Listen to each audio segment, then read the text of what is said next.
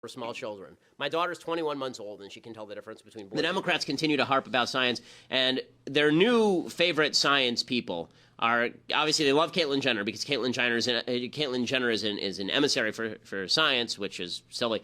But the other person who's the emissary for science is Bill Nye the Science Guy, which just demonstrates the left, which claims that it's just terrible. We have a celebrity president.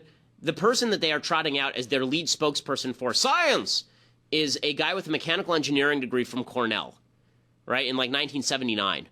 That guy is the scientist who they think is the expert on all things scientific, and that means that Bill Nye is pushing his version of science. What does his version of science look like? Well, again, he has this idiotic show on Netflix called Bill Nye Saves the World, and as I said yesterday, spoiler alert, he doesn't.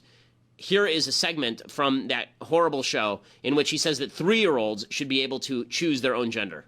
By 3 or 4, most kids identify with a gender, and it doesn't always match the sex they were assigned at birth. And a person's gender identity may change over their lifetime. And culture is getting us new ways to express all of this. How you dress, how you act and talk, how you present yourself to the world. It should be up to you. Sure, this might make things confusing for those who insist everyone pick an M or an F. But people, we have to listen to the science. And the science says we're all on a spectrum.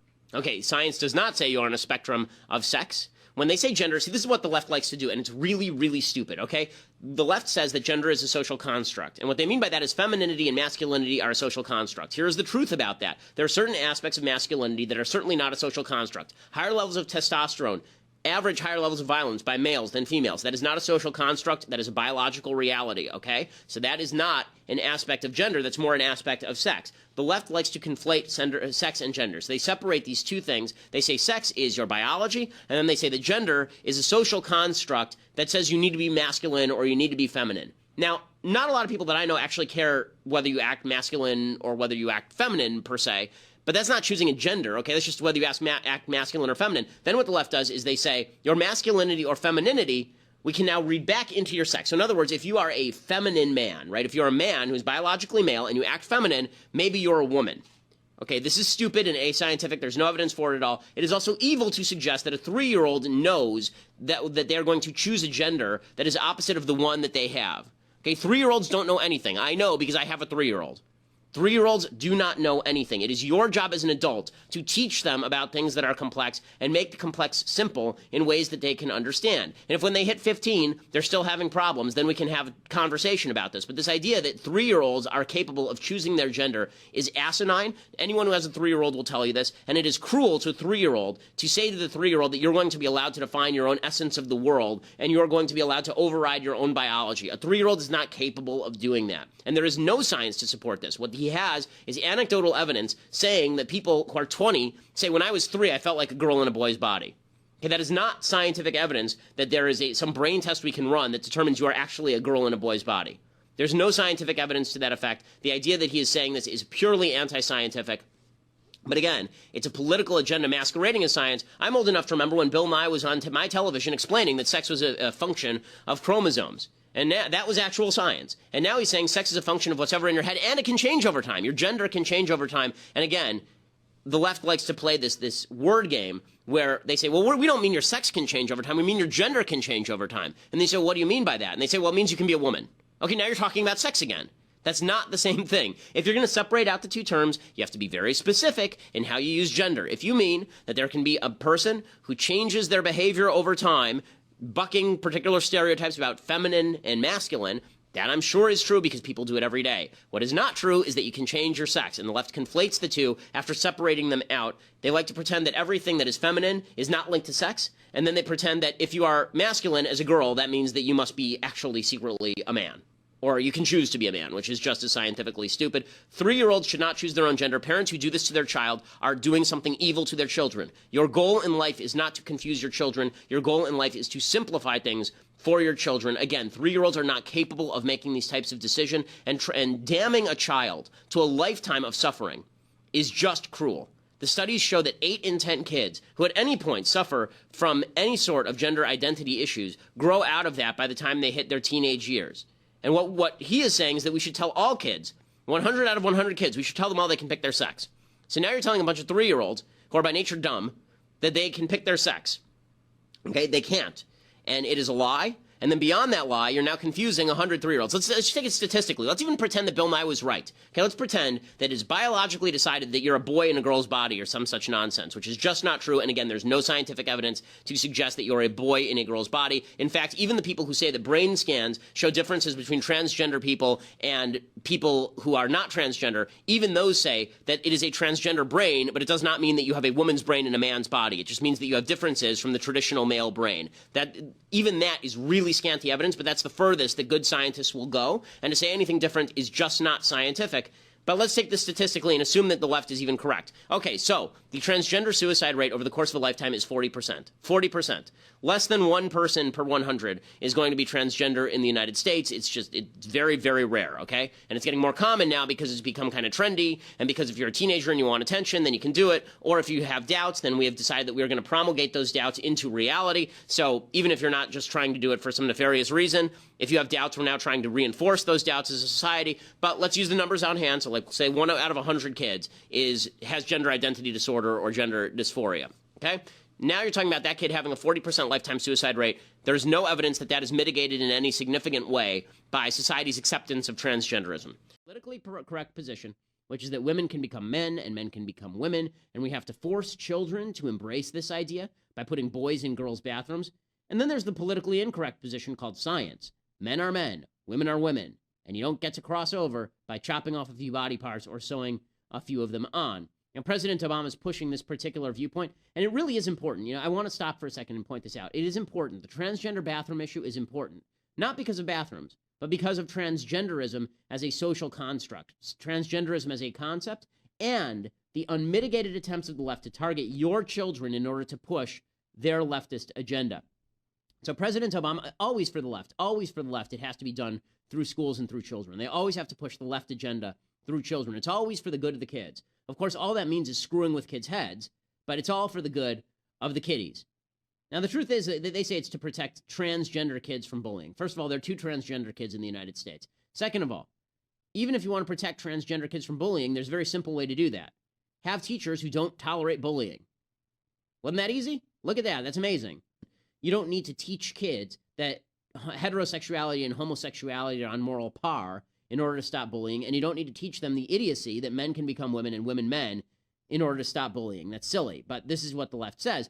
Schools are the bullies here, okay? Barack Obama is the bully. He's saying he has to stop bullying. He has to make everybody feel comfortable. How about the 99.999% of the population in these school bathrooms who feels uncomfortable when somebody of the opposite sex walks in and they're unclad? How about the little girls who don't feel comfortable with a boy peeing next to them in the bathroom? Those people have to be made to feel like bigots and feel uncomfortable. So the bullying thing really goes both ways, but there's a lot less, but let's put it this way. The bullying of transgender kids is a lot less of an issue for our government and our society than the federal government bullying everyone in the United States into embracing the idea that an 18-year-old man walking into a 15-year-old girl's locker room is suddenly okay, which is what he's talking about. There's also something else that's I think worthy of examination here, and that is that this isn't really about protection of kids in any real way. What this really is about is indoctrination and perversion of children. That's really what this is about. The left always starts with kids. Notice, Obama didn't mandate this transgender bathroom nonsense. He didn't mandate this for the U.S. military. He didn't mandate it for federal government facilities. He mandated it for public schools. He mandated it for kids. Why? Well, supposedly it's because the left believes that sexual identity is unchanging and rigid, and sex itself, gender itself, is malleable. Therefore, if you teach kids that they get to choose your sex, since it's malleable, it's a social construct anyway, you're not doing them any harm. You tell a 5-year-old girl to choose whether she's a girl or a boy, you're not harming her in any way, because that's all just social construct nonsense. Similarly, if you tell a 5-year-old girl that lesbianism is fine, she's not going to be more likely to try out lesbianism because she's already set in her ways. It's all biological, right? It's ingrained right there in the biology. Of course, precisely the reverse is true. You tell a 5-year-old girl she can be a girl or a boy, you're going to screw with her head. You tell a 5-year-old girl that anybody she chooses to have sex with when she's not even pubescent yet, right, that anybody who she will eventually choose to have sex with is perfectly morally hunky-dory, and you think this isn't going to change behavior? Nonsense. Nonsense. Particularly because science tends to show that sexuality is remarkably fluid. Sexual identity certainly is remarkably fluid. There's a reason that 2 generations ago, there's a poll in Britain recently, it showed for people who were born 2 generations ago, 95% say they're straight, of people who are born in our generation, millennials, something like only 43% say they are binary straight. Okay, 43%. Don't tell me that's genetics, gang. That's society pushing a perception of what sexual identity should be. Leftists aren't dumb. They know all of this. Their whole case is that parents should not be allowed to raise their children with traditional morality and traditional sex roles because that's bad. And that's bad because the government can't control the kids then. It's bad because traditional sex roles, the idea of man-woman marriage, creation of a family, it's an obstacle to government control of your child. And so what they do is they use the bullying agenda in order to come in and take control of your children by saying that if we leave it to you to educate your own kid, then your kid will end up being a bully and targeting other kids, which of course is absolute So nonsense. I'll tell you a story. I don't know how many of you have seen this on CNN Headline News. I had exactly this debate on Dr. Drew's show a few months ago. It was about 3 months ago. And it was I think, the #1 story on Facebook and Twitter for about 3 days. Because this is why they don't have me on CNN that often. They were talking about Caitlyn Jenner. And the question of the day was why Caitlyn Jenner should or should not receive the ESPN Courage Award. Because, as we all know, the courage to have a boob job, make millions of dollars off of it, have a mental illness that's exploited by television cameras is exactly the same as the courage it took for men to get off boats at the beaches of Normandy on D-Day. I mean, courage is courage, guys. So they had me on this. They had me on this show, and they decided that they were going to seat me directly next to a transgender woman, meaning a man who is delusional and thinks he's a woman. And so I'm sitting next to this dude whose name is Zoe Tur. His former name is Bob Tur. And he's sitting next to me, and this topic comes up. And what I said, they were going around discussing whether or not Caitlyn Jenner was courageous or not courageous. And finally, I just said, I don't understand why we're all humoring mass delusion. Why is the public humoring a delusion? It's not kind to the mentally ill. It's terrible for the mentally ill. As somebody whose grandfather was schizophrenic, it would have been really, really quite terrible if the entire society had said to him, you know what, Nate, you're totally right. The radio is talking to you, right? It wouldn't have been beneficial to him. It was much more beneficial to him that he was institutionalized, given lithium, and then healed, basically, and was able to live a decent life. The idea that transgender surgery accomplishes anything for people who are quote-unquote transgender is nonsense. The suicide rates are precisely the same before and after the surgery, and they are both in excess of 40%, which is unbelievably high. The idea that society is responsible for transgender suicide is absolute garbage. It is not true.